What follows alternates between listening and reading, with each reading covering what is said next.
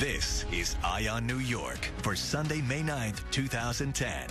Now, from the CBS Broadcast Center in New York City, here is Dana Tyler. And good morning. Welcome to Eye on New York. New Yorkers were unnerved again this week as details about the Times Square botched bombing were revealed, but it's not the first time. We'll talk to an expert about New York's history with bomb scares in just a moment. But first, a closer look at the route terror suspect Faisel Shahzad took the night the feds say he nearly set off a car bomb in Times Square. CBS 2's Lou Young follows the trail to Times Square. It's a really frightening thing to think about. An SUV loaded up with explosives heading toward the heart of Manhattan. But this is the route that a well-placed source tells CBS 2 News Faisel Shahzad took on his way to Times Square on Saturday, exiting right here at 49th Street to begin the move across town.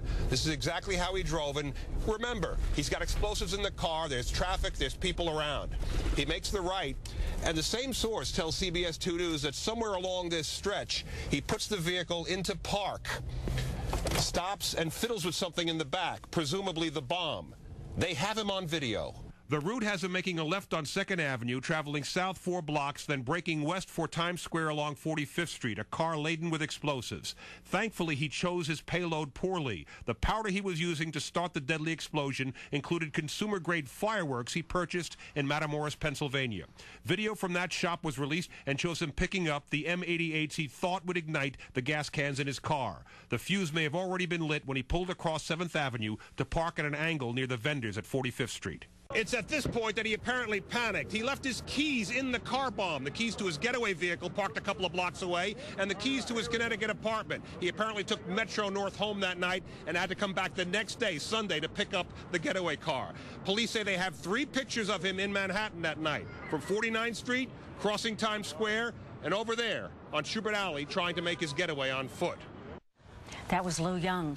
Author and historian David Pietrusza has written several books about 20th century American history, including 1920, the year of the 6 presidents, and also the year a car bomb rocked New York with much more devastating results than the attempt on April 30th. Mr. Pietrusza is here to talk about what's changed since then and what hasn't. Good morning and welcome. Good to be here. Boy, looking back at the history, you just had to think back, whoa, to 1920. New York is the biggest target in America, maybe in the world, and it's a center of entertainment. It's a center of commerce. The World Trade Center attacks have proved that. And this throws back to 1920 when a terrorist representing an anarchist conspiracy attempted to blow up Wall Street. Take us back to that time, because obviously population different, technology different. We're not talking cars back then. We're talking cart bombs. This was a horse-drawn cart. It was driven up to the J.P. Morgan headquarters across from the stock exchange. It was left there just before noon on a Monday in 1920, September 16th. And what then happens is at 12:01, it detonates, and the flames go up 100 feet. The thing is loaded with metal. It creates shrapnel. Ultimately, 33 people die, and hundreds are wounded. Take us inside this picture, David. The carnage is just terrible. But you know what New Yorkers do is we don't give up. We get back in Times Square the next day. We go to the site of the Trade Center. We go to open the Wall Street or the stock exchange at 10 a.m. the next day. We hold a scheduled commemoration of the signing of the U.S. Constitution the next day across the street, where the shrapnel is still lying there, where probably there are still fragments of human flesh and blood. Here's another picture that you have in your book. Tell us about this. Some of the damage. This is quite remarkable. People can go see this to this day.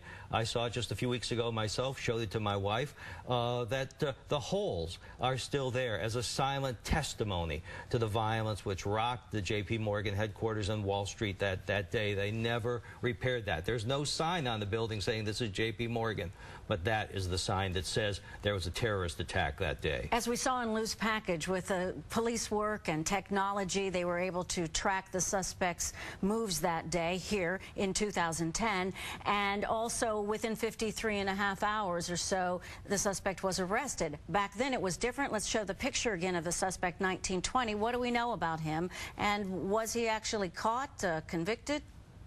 Well, he's the suspect. His name is Mario Buda. He's an Italian-born anarchist.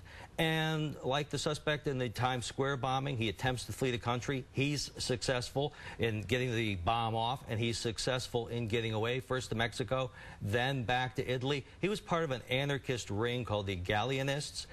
They had done a series of bombings earlier in the country, mail bombs, out from New York City, mailed around the country, but they were returned in the main because of insufficient postage.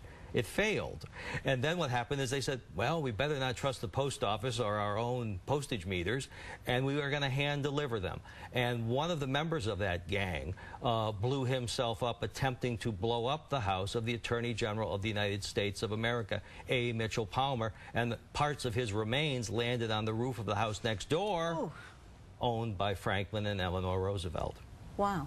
Which gets to your president's book, although it sure does. Teddy Roosevelt, and this the Teddy and right? Franklin. Franklin ran for vice president that year and was even proposing a Franklin Roosevelt Herbert Hoover ticket, not in that order, that year. So it was a lot of very eventful happenings. When you speak of anarchy in those times and what those who were unhappy were trying to prove, I mean, how much did law enforcement know about them? They were tracking these people. The fellow that this Buddha had been arrested or detained in 1917 for planting a bomb in a church in Milwaukee. They take the bomb to the police station. It blows up, and 9 police officers are killed.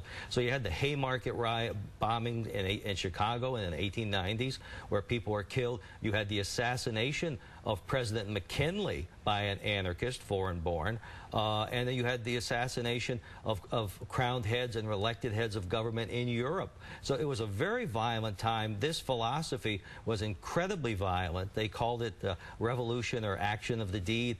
And what they were out to do was basically overturn society. As a historian, what happened in Times Square and the reaction to it, as well as on Friday, you came down here from the Albany area, and you were in Times Square when the streets were closed off because of a suspicious cooler, it turns out. That's right. Your reflections on all of this, the current day? Eternal vigilance is what is going to prevent as many of these things from happening as possible. But we have been extremely lucky to be blessed by the incompetence of people like the Times Square bomber and the underwear bomber and these people.